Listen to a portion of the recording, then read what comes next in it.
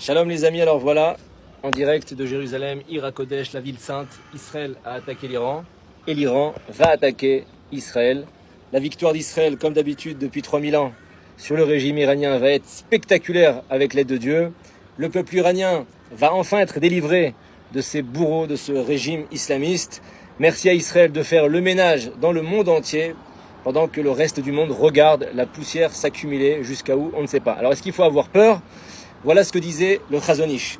À une époque où de nombreux Israéliens profanaient le Shabbat, malheureusement, il a dit « Moi, je ne crains pas les bombes. Je crains la profanation du Shabbat parce que c'est là-bas que réside le véritable danger pour la survie de notre peuple. » Et aujourd'hui encore, le plus grand danger vient de toutes ces décisions, d'où qu'elles viennent, qui cherchent à affaiblir notre Torah, ce qui nous unit, ce qui fait pourquoi on est en Israël, tous ceux qui cherchent à affaiblir les mitzvot, à faire de nous un peuple libre sur sa terre et sans Dieu surtout. Alors, il disait, je ne crains pas l'Iran, Hachem est avec nous, la seule véritable crainte, c'est nos transgressions des lois divines. En tout cas, la Gay Pride vient d'être annulée, ce que les députés de la Knesset n'ont pas réussi à faire, eh bien l'Iran a réussi à le faire. C'est déjà en tout cas une très bonne nouvelle. Deuxièmement, est-ce qu'on est voué à avoir des ennemis tout au long de notre histoire ? C'est ce que tout le monde se pose comme question. Souvent les non-juifs aussi qui nous voient attaquer la Syrie, qui nous voient attaquer l'Iran, alors qu'en fait on n'attaque personne, on fait simplement en sorte que eux ne puissent plus nous faire de mal. Alors non, la Torah enseigne qu'en respectant les commandements divins, Israël pourra vivre en paix, respecté et craint par les autres nations. Alors les ennemis apparaissent surtout le long de notre histoire quand le peuple d'Israël, le peuple d'Hachem, le peuple de Dieu, s'éloigne de sa voie. Même Esav et Amalek n'ont eu de prise sur nous que lorsque on s'est affaibli spirituellement.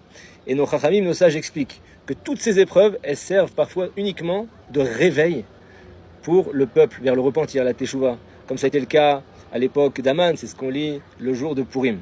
Donc derrière tous les conflits, il y a tout le temps un rappel divin, à une prise de conscience et un retour vers le bien. Alors maintenant, qu'est-ce qu'on va faire ?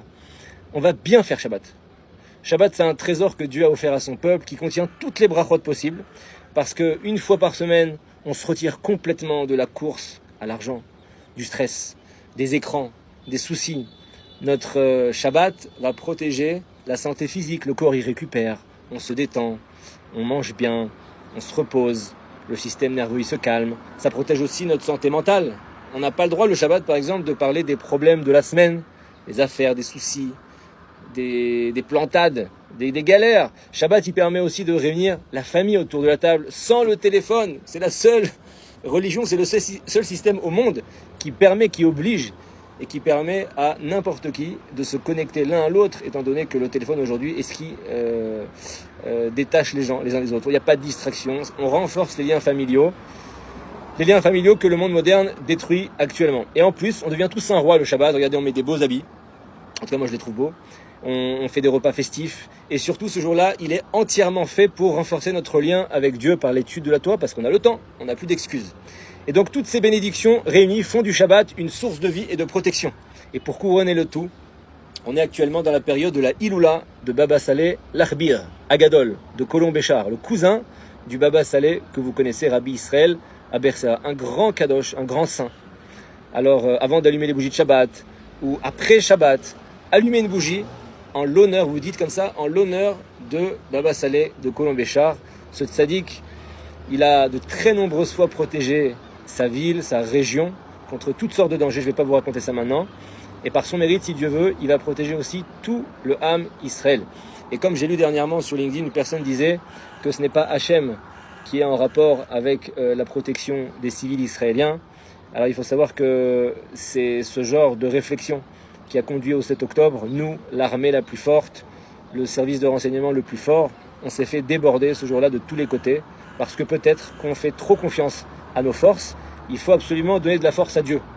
C'est en donnant nous de la force à Dieu en bas qu'on va pouvoir combattre nos ennemis, nous protéger.